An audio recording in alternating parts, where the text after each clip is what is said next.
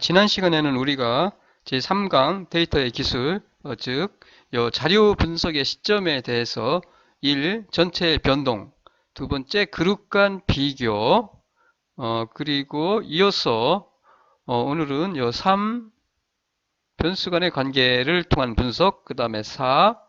시점 변화를 통한 분석에 대해서 설명을 드리고, 그리고 이어서 제4강 자료의 요약에 대해서 살펴보도록 하겠습니다. 일단 우리가 자료를 분석하는 시점인데 데이터의 기술이라는 것은 결국 자료 분석이라고 말씀을 드렸어요. 자료 분석의 시점, 즉 데이터 분석의 시점, 시각인데 어떤 시점에서 우리가 자료를 분석을 하느냐라는 겁니다. 그래서 이와 같이 우리는 자료를 분석을 할 때 그 시각, 시점은 첫 번째가 변동이라고 그랬어요. 변동. 이 변동을 통해서 그 흩어진 정도를 가지고 우리가 어떤 자료에 대해서 보면 되고요. 그 다음에 두 번째 지금 그룹 간 비교입니다. 그룹 간 비교. 자, 분포를 우리가 어떻게 알아요? 히스토그램이나 상자 수염도죠. 이 히스토그램이나 상자 수염도를 어떻게 그려서 그 분포를 보시면 된다고 그랬어요. 분포. 그 다음에 좌우 대칭인지 아닌지를 보시면 된다고 그랬고요.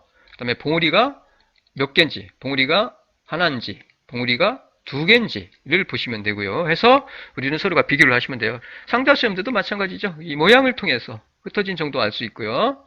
그 다음에 수염의 길이, 그리고 자료가 어디에 집중되어 있는지 보시면 된다고 그랬어요. 자료가. 이와 같이 어떻게 그룹 간 비교를 할 때는 히스토그램으로 혹은 상자 수염도를 그려서 표현을 통해서 우리는 분포를 어떻게 파악을 할 수가 있다. 즉 자료를 분석할 수 있다. 히스토그램과 상자 수염도를 그려서 그로부터 우리는 어떻게 그 그룹 간의 특성, 그룹이 가지고 있는 정보를 우리가 읽어낼 수 있다, 파악할 수 있다라는 것을 지금까지 설명을 드렸고요. 그리고 이어서 세 번째, 요 변수 간의 관계입니다. 자료 분석의 시점에서 첫 번째, 전체 변동을 통해서 분석을 하고, 두 번째, 그룹 간 비교를 하고, 세 번째, 변수 간의 관계를 보는 거예요. 서로 간의 변수 사이에 관계가 있는지 없는지에 대해서 우리가 이 관계를 보면 돼요. 이 방법에 대해서는 이어서 계속 세 번째 보도록 하겠습니다. 그래서 세 번째, 변수 간의 관계를 통해서 우리는 그 변수 사이에 관계가 있는지 혹은 없는지를 파악을 하는 겁니다. 자, 보시는 바와 같이 이거예요. 복수 변수의 관계를 탐색하는 것이 뭐예요? 변수 간의 관계를 보는 거예요. 관계입니다. 관계를 탐색이죠, 탐색. 복수 변수 간의 관계죠. 서로 간의 그 관계가 있는지 없는지, 서로 영향을 주는지 받는지, 그 관계를 탐색하는 겁니다. 세 번째가. 자, 이 변수 간의 관계는 무엇을 가지고, 어떤 걸 가지고 파악을 해요? 첫 번째, 두 변수예요. 변수나 별량이나 같아요. 두 별량의 히스토그램을 그려서 우리가 파악할 수 있고요. 그 다음에 두 번째는 산포도예요. 산포도. 이거 산점도라고도 해요. 점으로 그리기 때문에 분포에서 이거 흩어진 정도, 점이 흩어질 산에다, 포죠. 흩어질 포 해서 산포도인데, 그냥 점으로 그리기 때문에 점이 흩어진. 그래서 산점도라고도 합니다. 산점도. 산점도. 똑같은 얘기예요. 산점도. 이렇게. 그 다음에 산포도 혹은 산점도 행렬을 통해서 우리가 여러 그룹의 두 변수 사이의 그 관계를 파악을 할 수가 있습니다. 대표적인 건 이 히스토그램 산포도예요. 우리 변수 간의 관계를 볼 때는 그려보면 알아요. 그 관계, 시각적으로 우리가 바로 알 수 있어요. 서로가 관계가 있는지 없는지를. 자, 볼까요? 두 별량 히스토그램을 한번 그려볼게요. 자, 두 변수 사이의 두 변수 간의 히스토그램이에요.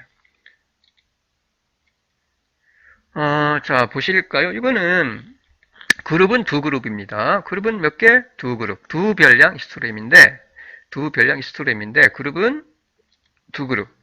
A팀과 K리그, 야구 K리그의 A팀과 B팀 두 그룹 사이에 서로 비교를 하고 있는 겁니다. 자, 두 그룹에서 보세요. 두 그룹이 있는데 A팀, B팀에서 그들의 팀에서 세로는 뭐예요? 안타입니다. 안타를 나타내요. 위로 갈수록 안타가 많은 거예요. 그 다음에 가로는 도루입니다. 도루. 자, 우측으로 갈수록 도루가 많은 거죠. 무슨 얘기예요? 안타와 도루 사이에 서로가 관계가 있는지 없는지. 즉, 쉽게 말하면 안타를 이거는 무슨 얘기냐? 안타를 많이 치면 칠수록 우리는 도루할 기회가 많겠죠. 주루를 해야 어떻게? 도루도 할 수 있는 거니까. 주루 하려면은 어떻게? 1루로 가려면은 안타를 쳐야 1루까지 주루할 수 있잖아요.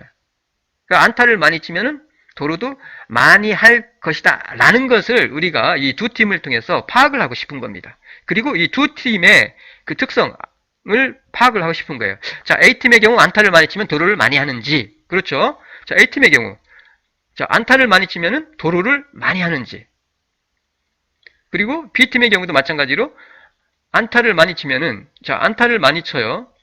안타를 많이 치면은 그게 도루를 많이 하는지 이에 대해서 알고 싶은 거죠.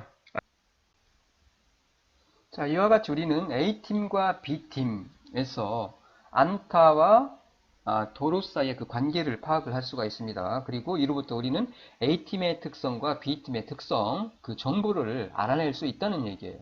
자, 먼저 A팀의 경우를 한번 보실까요? A팀의 경우는 이 경우는 보시면은 안타를 아주 잘 치는 경우죠. 안타 보면은. 그런데 도루는 그렇게 많지가 않죠. 도루는 요 정도니까.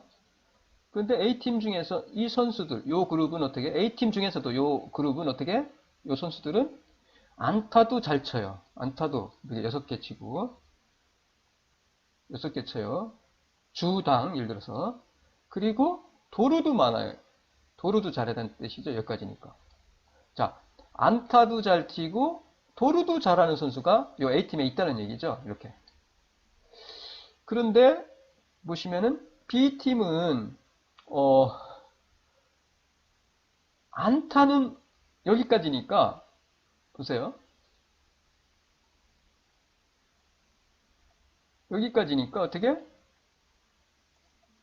안타를 잔치 이 그룹이죠. 요 B팀에서 요 선수들은 뭐예요? 안타를 도루를 진짜 잘해. 그죠? 여기까지니까 막 도루 9개씩이니까. 뭐예요? 그런데 안타는 잘 못 쳐. 이 얘기 뭐예요? 요 선수들은 요 A, B팀 중에서 요 그룹에 있는 선수들은 뭐예요? 안타는 잘 못 쳐. 그런데 한번 출루를 했다. 그러면은 어떻게? 도루를 잘한다는 얘기죠. 뭐예요? 발이 빠른 선수들이란 얘기죠. 안타는 잘 못 치지만 한번 나갔다면은 어떻게? 도루는 잘하는 선수들이 있다는 얘기예요. 요 B팀은. 그런 얘기죠. 그리고 이 경우죠. 이 경우는 안타를 잘 쳐요. 안타를 잘 치지만은 도루는 그렇게 썩 많지 않아요. 한 평균 정도. 안타는 잘 쳐요. 어느 정도. 하지만 도루는 평균 정도 한다는 걸 알 수 있죠. 확연히 이 두 그룹의 모양이 다르다는 걸 보세요. 모양이 다르죠? 달라요. 이렇게 모양이. 요 A팀과 B팀의 특성이 이 모양으로부터 우리가 이 그래프의 히스토그램의 그래프로부터 모양이 다른 것으로부터 뭐예요? 어떻게? 서로 A팀과 B팀의 특성이 다르다는 얘기죠. 그러니까 A팀은 대부분이 안타 잘 쳐. 보세요. 안타 잘 치잖아요. 평균 6개 치니까. 평균적으로 6개 치니까. 그리고 그 중에서 뭐예요? 그 중에서 안타도 잘 치고 도루도 잘하는 선수가 있다는 얘기예요. A팀이. 그리고 B팀은 안타를 잘 치는 선수가 일부 있어요. 요 일부. A팀에 비해서는 안타를 대부분 잘 못 쳐요. 자, 이 부분보다 낮잖아요. 낮아요. 그리고 발 빠른 선수가 있다는 거. 안타는 못 치지만 도루로 잘하는 선수가 있다는 거. 이 A팀과 B팀을 전력을 비교했을 때 어느 팀이 훨씬 우수해? 안타도 잘 치고 보세요. 안타도 잘 치고 안타도 잘 치고 도루도 잘하는 선수 있고요. 그리고 일반적으로 A팀은 전체적으로 안타를 아주 잘 쳐. 타율이 높다는 얘기죠. 우수해. 우수해. 근데 B팀은 A팀에 비해서 상대적으로 안타가 어떻게? 잘 못 쳐. 타율이 낮다는 얘기죠. 그리고 A팀은 안타도 잘 뛰고 도루도 잘하는 선수가 있고요. B팀은 도루는 잘하지만 안타를 잘 못 쳐. 전력으로 봤을 때 어느 팀이 우수해? A팀이 훨씬 우수하다는 것을 우리가 요 그래프를 통해서 히스토그램을 그려서 알 수 있죠. 그리고 두 별량 사이에 안타와 도루 사이의 관계를 알 수 있죠. 대체적으로 어쨌든 안타를 잘 쳐야 A팀 같은 경우 안타를 잘 쳐야 도루도 많이 한다는 걸 알 수 있어요. 근데 B를 가지고는 그 관계를 정확하게 우리가 읽어낼 수가 없어요. 도루 많이 하지만 안타 많이 못 치니까. 여기까지 보면은 그 관계가 어느 정도 인정이 되는데 요 위에 보시면 여기서는 그렇다는 얘기죠. 그래서 어쨌든 안타와 도루 사이에는 어떤 관계가 있다라는 것을 어렴풋이나마 요 그래프를 통해서 우리가 파악할 수 있다는 얘기입니다. 자, 삼포도를 통해서 우리는 볼 수 있어요. 이것 홈런과 삼진 사이의 관계예요. 어떤 선수에 따라서 홈런을 치려고 의식을 하다 보면은 너무 휘두르다 보니까 어떻게 해요? 삼진을 당하는 경우가 많죠. 그래서 실제로 그렇습니다. 평균적으로 내보면은 삼진 많은 선수가 홈런을 많이 쳐요. 대부분. 하지만 삼진 많이 당하지 않으면서 홈런을 많이 치는 선수, 우수한 선수죠. 아주 그런 선수도 있죠. 물론 에이스. 하지만 일반적으로는 이 홈런 사이, 각각의 선수들의 삼진과 홈런 사이의 그 관계를 나타내는 겁니다. 그래서 홈런과 삼진 사이의 관계. 보시면은 우리가 이 관계를 대충 알 수 있겠죠. 보세요. 보시는 바와 같이 자 홈런이 많으면은 어떻게 삼진도 많이 당한다는 거. 자 홈런 수가 작으면은 삼진도 작다는 거 이렇게 알 수 있겠죠. 그래서 보시면은 두 변수 사이에 자 삼진과 홈런 사이에 관계가 있다라는 것을 대략적으로 우리가 알 수 있습니다. 자, 이어서 삼포도에 다시 더 보실게요. 산정도라고도 하고요. 삼포도라고도 합니다. 스캐터 플랫이에요. 자, 보시면은 첫 번째 다시 한번 설명드립니다. 두 변수에 흩어진 정도의 형상을 동시에 보기 위한 그래프가 바로 산점도, 삼포도예요. 그래서 관측 대상 각각의 위치와 그 두 변수 간의 관계의 그 정도를 우리가 산점도, 산포도를 통해서 볼 수가 있어요. 이 선수의 아까 말씀드렸던 홈런 수와 요거는 홈런 수와 이 삼진 수를 나타내는 거죠. 이 선수의 이렇게 관계가 대충 앞에 설명드렸듯이 있다는 걸 알 수 있고요. 그 다음에 요 옆에 요 그래프는 환율과 이게 환율이에요. 1달러 얼마? 500원, 700원, 900원 실효 환율입니다. 를 나타내는 겁니다. 환율과 그 다음에 수출 수량 사이 지수입니다. 지수 수량의 관계를 갖다가 보고 있는 거예요. 자, 지금 뭐예요? 환율과 수출 수량 사이에 어떤 관계가 있는지 없는지를 알고 싶은 거죠. 이 그래프는. 일반적으로 환율이 올라가면은 우리가 수출하는 상품의 가격이 상대적으로 외국인 입장에서 봤을 때 내려가는 거니까 가격이 내려가면 당연히 외국에서는 가격이 우리나라가 수출하는 상품의 가격이 싸지니까 수입을 많이 하겠죠. 즉 수출이 늘어나겠죠. 환율이 올라가면 수출이 어떻게 증가한다라는 것을 실제로 이 그래프를 통해서 보고 싶은 거예요. 산점도를 통해서, 산포도를 통해서. 보시면은 환율이 900원일 때 이 정도 수출이 됐어요. 그런데 1300일 때는 어디로? 이렇게 올라갔죠. 이와 같이. 이렇게. 뭐예요? 환율이 올라가면 어떻게? 수출도 증가한다. 즉 실효 환율과 수출 수량 사이에는 관계가 있다라는 것을 우리가 요 산포도로부터 알 수 있다는 얘기입니다. 자, 그 다음에 산포도 행렬이에요. 이거는 산포도 행렬. 자, 보시는 바와 같이 이거는 그러니까 여러 가지 그 안타와 타점, 그 다음에 타점과 삼진, 그다음에 삼진과 도로 사이의 그런 관계를 그러니까 행렬을 복수로 나타낸 겁니다. 그래서 삼포도 행렬이라고 그래요. 보시면은 여기서는 한두 가지만 볼게요. 자, 보시다시피 안타와 타점 사이의 관계. 안타를 잘 쳐야 타점을 많이 따겠죠. 그 안타와 타점 사이 이것도 보시면 좀 관계가 있어요. 이렇게 보시면은 관계가 있죠. 네. 그리고 타점과 삼진 사이 관계입니다. 타점과 이것도 어느 정도 이게 타점이고 이게 삼진이니까 관계가 있다는 거 알 수 있겠죠. 삼진과 타점 사이에. 그다음에 안타와 타점 이 정도로 할까요?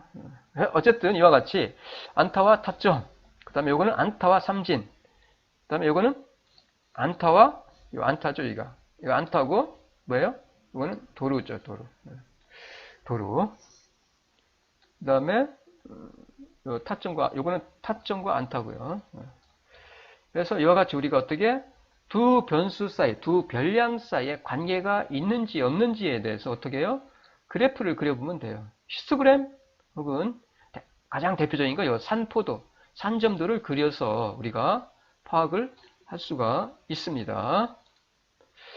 그 다음에 네 번째가 요 시점 변화를 파악하는 거예요. 우리가 자료 분석의 시각에서 네 번째가 시점 변화를 통해서 우리가 그 자료의 특성을 우리가 파악하는 거죠. 즉 무슨 분석?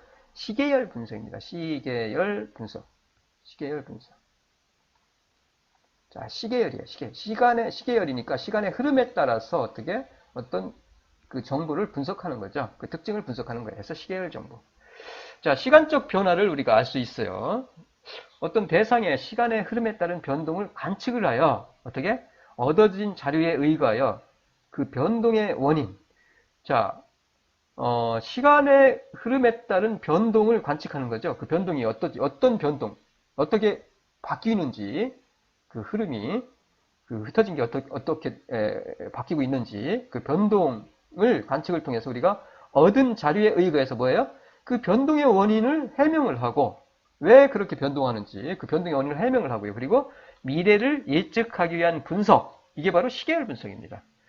그리고 변동의 분류, 흩어진 정도의 분류죠. 그 변화의 그 분류인데, 변동. 가장 대표적인 게 경향, 트렌드죠, 트렌드. 두 번째가 주기성을 봐요, 주기성. 그 사이클이죠, 사이클, 주기성. 그 다음에 세 번째가 계절성, 계절에 따라서 달라지는 게 있어요, 자료에 따라서. 그 다음에 기타 등등이 있습니다. 하나씩 한번 볼게요. 어려운 거 없습니다. 자, 네 번째 시점 변화를 통한 파악, 분석, 시계열 분석. 자, 지금 말씀드린 바와 같이 시계열을 분석할 때 우리는 경향 분석, 트렌드 분석하면 되고요. 혹은 주기성 분석하고요. 그 다음에 계절 조정, 계절성을 분석하고요. 그 다음에 평화를 통해서 우리가 이 시계열을 분석을 합니다. 첫 번째, 시계열 분석에서 경향 분석이에요. 상승, 하강 이런 거 보는 거죠. 이거 실제로 가져온 겁니다. 최근에 자료를. 경향 분석인데 어떻게? 이거 코스피입니다. 코스피에 최근에 요 코로나 사태 이전부터 시작해서 요거를 지금 제가 주가 지수를 증권거래소에서 가져왔는데 보시면은 경향 분석이에요. 그래프 그리시면 돼요. 이렇게 트렌드를 시계열 곡선 그래프 그리시면 됩니다. 자, 보시면 2019년 3월 21일 2200 정도 됐어요. 요게 유지가 되다가 조금씩 떨어졌어요. 2019년까지. 경기가 계속 사실은 2008년에 세계 금융위기, 미국에서 시작된 서브프라임 모기지 사태로 인해서 경기가 뚝 떨어졌다 회복했다가 그 이후에 지속적으로 사실은 세계 경제가 위축이 되면서 이와 같이 주가가 하락되어 왔습니다. 최근에까지 계속. 그리면서 약간 회복을 사실 작년 8월부터 회복해 왔습니다. 주가 지수가 회복되다가 뭐예요? 아시다시피 코로나죠. 코로나 사태로 인해서 뚝 떨어집니다. 이와 같이. 지금 뚝 떨어졌죠. 정부가 돈도 풀고 하는데 사실은 지금 아주 어려운 상황에 처해 있습니다. 이와 같이 어떻게? 경향이죠. 하강 국면이죠. 그러니까 여기 2019년 3월 21일부터 이제 2019년 여기부터 여기까지 2019년 8월 13일까지는 하강 국면이었어요. 하강 국면. 그러다가 상승 국면으로 돌아섰어요. 그 이후에 2019년 8월 13일 이후에. 그러다가 어떻게 됐어요? 코로나 사태로 인해서 뚝 떨어지죠. 즉 급격한 하강 국면을 우리가 지금 맞고 있는 거예요. 맞고 있는 겁니다. 이와 같이 어떻게 경향을 분석하면 돼요. 트렌드, 그 흐름. 이로부터 우리는 앞으로 왜 그런지, 그 원인이 어디에 있는지, 그리고 앞으로 이 경향이, 트렌드가 어떻게 움직일 건지를 예측할 수 있다는 얘기죠. 이 정도 하면 될 것 같아요. 트렌드 분석은. 뭐 어려운 거 없습니다. 이렇게 그래프 그려보시면 돼요. 우리가 알 수 있잖아요. 대략. 현재가 상승 국면인지 하강 국면인지 알 수 있잖아요. 현재는 어때요? 코로나 사태 하강 국면. 하강하는데 여러분 어때요? 주식 어떻게 할 거예요? 이렇게 우리가 그래프를 그려서 트렌드 분석을 통해서 우리가 의사결정을 할 수 있다는 얘기예요. 필요한 정보를 얻어낼 수 있다는 얘기죠. 자, 이어서 두 번째가 뭐였죠? 두 번째가 주기성 분석이에요. 즉 순환 사이클 분석입니다. 사이클. 경기 순환 분석이라고, 이거는 우리가 경제학에서 일반적으로 배우는 건데, 첫 번째가 콘트라 TF, 이거는 장기 순환입니다. 장기 순환, 장기 순환, 장기 경기 순환이에요. 이거는 45년에서 65년 정도, 그러니까 45년에서 65년, 요 정도 기간을 두고서 이게 사이클이 떨어졌다 올라왔다 내렸다, 이게 사이클이죠. 주기성이죠. 주기. 45년에서 65년 요 간격을 두고 어떻게 경기가 장기 경기입니다. 장기 경기가 움직인다는 얘기예요. 그 다음에 두 번째는 요 쿠즈네츠인데, 이건 설비 투자. 설비 투자. 그 다음에 주글러드 설비 투자인데, 설비 투자는 10년 혹은 20년 간격으로, 이게 점점 짧아지고 있어요. 기술이 발전하면서, 그 다음에 빠르게 기술이 발전하고, 그리고 이 혁신이 빠르게 이루어지면서 점점 요 사이클 주기는 짧아지고 있습니다. 사실은 업종에 따라서 업태에 따라서 요 20년 정도 걸리는 것들이 있고요. 설비 투자가. 그 다음에 최근에 사실 요거보다 더 빠른 것도 있어요. 사실은 반도체라든가 이런 것들은 사실은 10년 주기가 아닙니다. 이건 일반적인 산업을 말하는 거고요. 제조업 일반적인. 그래서 이와 같이 어떻게 이런 20년을 주기로 보세요. 20년을 주기로 이렇게 20년을 주기로 움직이는 거예요. 사이클이죠. 떨어졌다 올라왔다 떨어졌다 올라왔다, 이 사이클이 움직인다는 얘기예요. 사이클 파동이. 주글러는 10년 사이죠. 10년 이렇게 간격으로. 그 다음에 키친 파동은 이거 재고 투자입니다. 재고 투자에 따라서 재고 투자가 한 40개월 정도 된다는 얘기예요.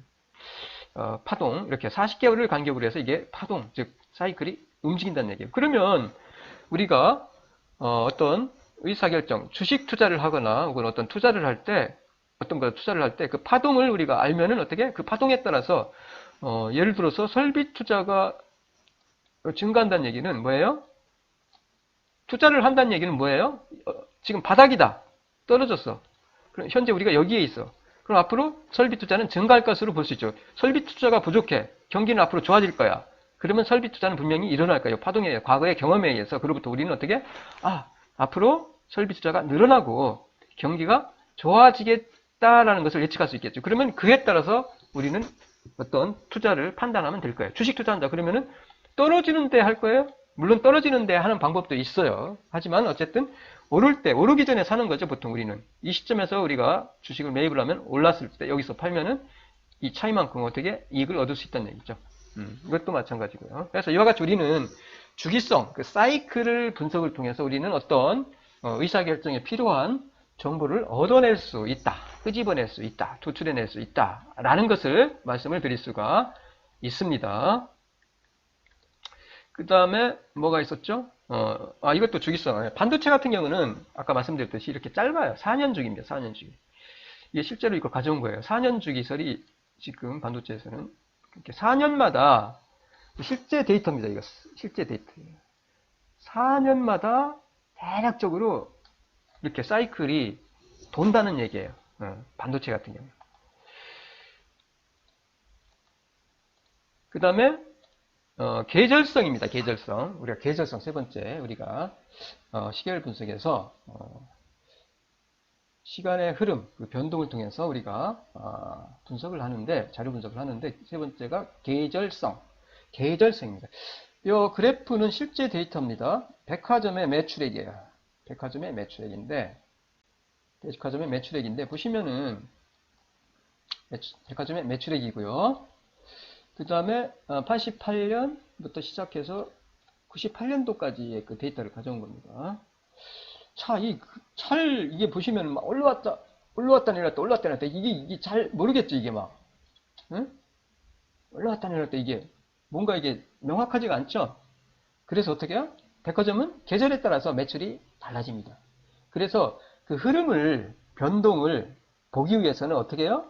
조정을 해줘야 돼요. 계절성을 제거를 해주면 됩니다. 그래서 만든 게 뭐예요? 잠깐 아까 나왔던 거, 요거예요. 요거. 계절 조정을 한 다음에 데이터입니다. 그러면 우리가 시간의 흐름에 따라서 이 자료가 즉 매출액이 어떻게 변동하고 있는지 그 흐름을 우리가 파악할 수 있겠죠. 자, 보세요. 쭉 올라가다가 여기서 잠깐 변동이 있었지만은 상승 경향이죠. 그러다가 뚝 떨어져요. 계속 하강 국면이죠. 그러다가 어떻게? 즉 92년 이후에 백화점 매출은 점점 떨어지고 있구나라는 거, 왔다는 거 알 수 있겠죠. 그리고 그러면 이 앞으로도 어떻게 되겠구나라는 걸 대략적으로 우리가 예측할 수 있겠죠. 과거의 경험에 의해서. 그리고 이 97년은 아마 여러분 아실 건데 IMF 위기 때죠. 이때 그 IMF 위기 전까지 막 엄청 이게 매출이 좋았어요. 그러다가 IMF가 터지면서 어떻게 뚝 떨어진 거죠. 이와 같이. 그러니까 예외적인 것은 빼시면 됩니다. 예외적인 것은 제거를 하고 그러니까 전체적인 흐름을 통해서 우리가 그 필요로 하는 정보를 얻어내면 돼요. 얻어내면 됩니다. 그 다음에 마지막으로 평화라가 있어요. 평화라. 이 평화라는 사실은 계절 주동도 평화라라고 볼 수 있는 건데 평화랍니다. 변동이 아주 불규칙해요. 이 불규칙한 변동을 제거하는 방법이 바로 평활화, 아주 평탄하게 이렇게 만들어 주는 거예요. 가장 대표적인 게 이동평균법이 있어요. 평활화를 하는 방법 중에서 가장 대표적인 게 이동평균법. 그 시점 사이에 그 변수 별량이 있을 거네요. 여기서 보시면 t기, 그 다음에 t-1기, 이것보다 이전 거죠. 그 다음에 t-n 플러스 1기, 뭐 이런 식으로 해서 그 기간 사이에 그 몇 개의 기간, 뭐 1기부터 뭐 예를 들어서 3기까지, 4기까지 그 기간 사이에 값을 갖다가 평균을 내주는 겁니다. 이동하면서 하나씩, 시점 하나씩 이동하면서. 이게 바로 이동평균법이에요. 자, 볼까요?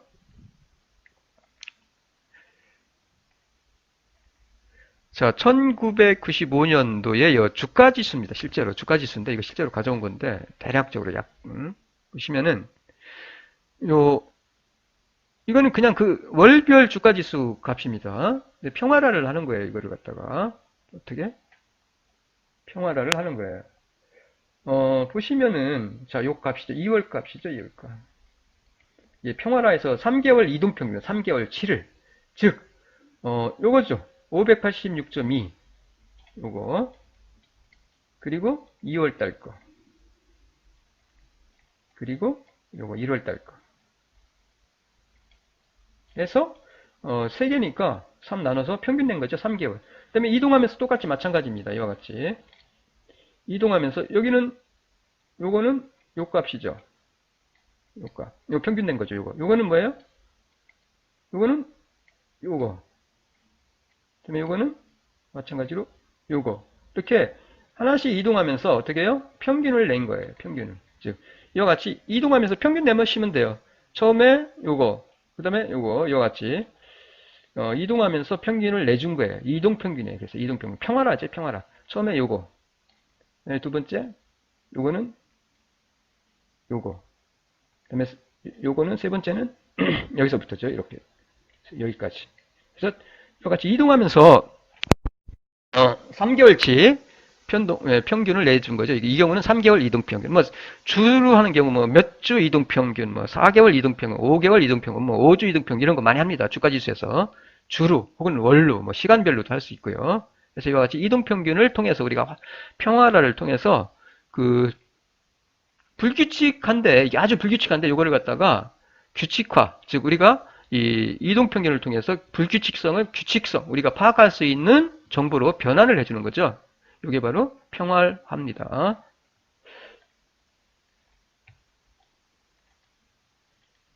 자, 이거를 제가 이게 월별이고요. 이거는 월별 주가지수. 그러니까 평화로 하기 전에 좀 불규칙하죠. 올라갔다 떨어졌다 이게 좀 심해요. 근데 이거를 3개월 이동평균으로 나타내면 어때요? 그 흐름을 그래도 어느 정도 규칙성을 우리가 읽어낼 수 있죠. 아, 올라가다가 하강, 상승하다가 떨어지고 있네 라는 거 알 수 있겠죠. 자, 그럼 앞으로 이게 떨어질지 오를지 과거의 데이터로부터 우리가 의사결정을 할 수 있겠죠. 자, 이와 같이 우리는 시계열 분석, 시간의 흐름에 따라서 그 자료의 변동 흐름을 파악을 통해서 우리는 우리가 필요로 하는 정보를 얻어낼 수 있는데, 방법으로는 말씀드렸듯이 뭐예요? 트렌드, 경향, 추세 분석이죠. 그리고 주기성을 보는 거예요. 주기성, 사이클인지 올라가고 어떤 기간에 따라서 올라갔다 내려갔다 이게 변동이 파동이 주기성을 띠는지, 혹은 계절 조정을 해야 되는지. 그래서 계절 조정을 통해서 우리가 필요하는 정보를 얻어낼 수 있다는 얘기고, 그 다음에 평화랍니다. 평화라. 가장 대표적인 게 이동평균이에요. 해서 시계열 분석, 즉 흐름, 시간의 흐름에 따라서 자료의 그 변동이 어떠한지를 시각화를 통해서 우리가 그래프를 그려서 곡선 그래프를 통해서 얻어낼 수 있다, 파악할 수 있다라는 것을 설명을 드렸습니다.